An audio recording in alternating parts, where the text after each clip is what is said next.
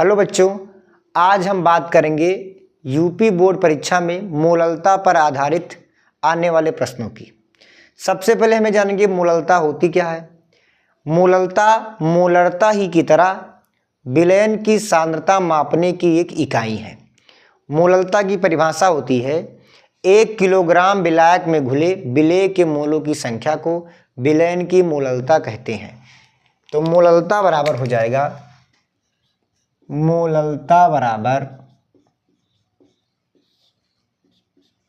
विलेय के मोल की संख्या या विलेय के मोलों की संख्या। और मोलों की संख्या को लिखते हैं स्मॉल n से बटे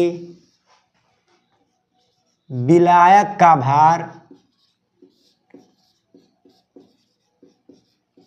किलोग्राम में केजी में।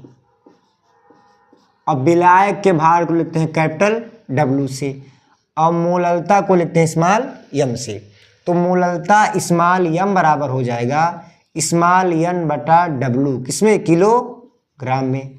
हम जानते हैं मोल बराबर द्रव्यमान बटा मोल द्रव्यमान या भार बटा अणुभार। विलेय के लिए तो जगह स्मॉल w अपान स्मॉल m। ये भार किसमें? किलोग्राम में। अगर भार का मान विलायक का भार ग्राम में दिया हो तो किलोग्राम में बदलने के लिए 1000 से भाग कर लेंगे। 1000 ऊपर चला जाएगा तो हो जाएगा 1000 बटे W और इसकी इकाई हो जाएगी। अगर मोललता का मात्रक लिखेंगे तो मोल का मात्रक पदार्थ की मात्रा का मात्रक मोल और द्रव्यमान का मात्रक यानी विलायक का द्रव्यमान किसमें लिए? किलोग्राम में। तो इसका मात्रक हो जाएगा मोल पर किलोग्राम। देखिए जैसा पहला प्रश्न पूछा है 100 ग्राम विलायक में विलेय का 1/10 मोल घुला है, विलयन की मोललता की गणना कीजिए। तो पहले दिया है, देखिए क्या दिया है, गिवन दैट। जो दिया है वो पहले हम लिख लेंगे। विलेय के मोल, विलेय के मोल, विलेय के लिए मोल के लिए स्मॉल n बराबर कितना मोल? 1/10 मोल। दूसरी वैल्यू क्या दी है? 100 ग्राम विलायक में यानी विलायक का द्रव्यमान या विलायक का भार कैपिटल W बराबर कितने ग्राम? 100 ग्राम। देखिए इससे कौन फार्मूला मिला? n दिया है और W दिया है तो हम ये मान निकाल देंगे। हम जानते हैं कि we know that molality small m बराबर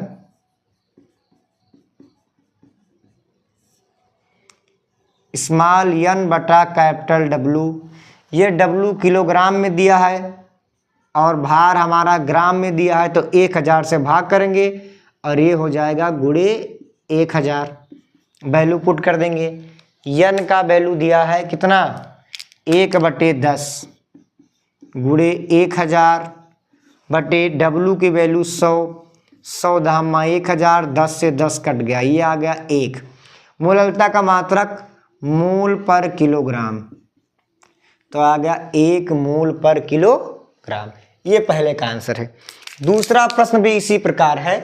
भारानुसार 20% पोटेशियम कार्बोनेट की विलयन की मोललता की गणना कीजिए। बस यहाँ पर एक्चुअल में भार ना देकर प्रतिशत में मात्रा दी है कि 20% विलयन है तो पूरा विलयन हम जानते हैं कितना परसेंट? 100%। और जो पोटेशियम कार्बोनेट घोल रहे हैं वो कितना परसेंट? 20%। यानी जो बचा विलायक वो हो जाएगा 100 माइनस 20 बराबर 80%, यानी 80%।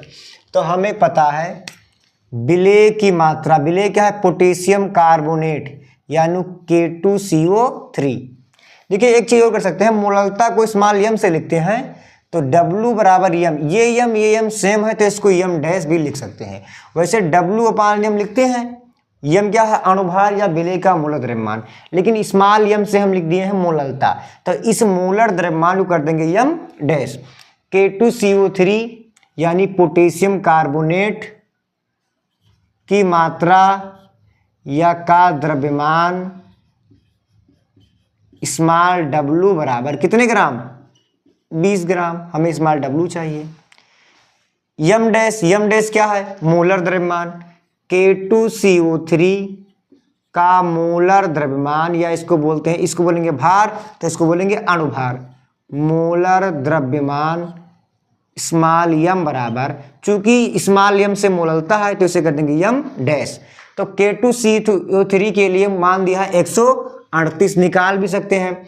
K2CO3 यानी 2 पोटेशियम का 39, 2 गुणे 39 प्लस कार्बन का 12 प्लस ऑक्सीजन का 3 है, और कितना होता है 16, यानी 16 तिया 48। इसका मान निकालेंगे तो आ जाएगा 138 ग्राम प्रति मोल, ये मान दे दिया। फिर दिया है विलायक का मान, तो विलायक का भार कैपिटल W बराबर, पूरा विलयन कितना परसेंट? 100, विलय कितना परसेंट? 20, यानी 100% मतलब 100 ग्राम, 20% मतलब 20 ग्राम।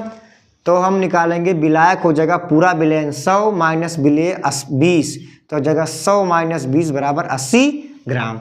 हम जानते हैं कि वी नो दैट विलयन की मोललता स्मॉल यम बराबर क्या होती है? W बटे यम डैश गुणे 1000 बटे कैपिटल W। अगर ये कैपिटल W ग्राम में दिया हो, हाँ ग्राम में दिया है, तो ये फार्मूला हम पुट कर देंगे।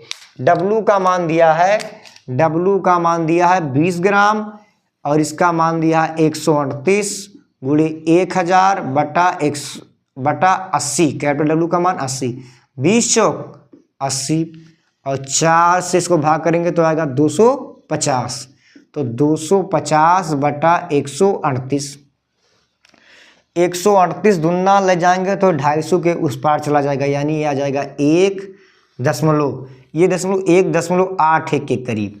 इसका मात्रक ऊपर है W/M यानी मोल बटे नीचे क्या है? विलायक का भार किसमें? किलोग्राम में, तो इसका मात्रक हो जाएगा 1.81 मोल पर किलोग्राम।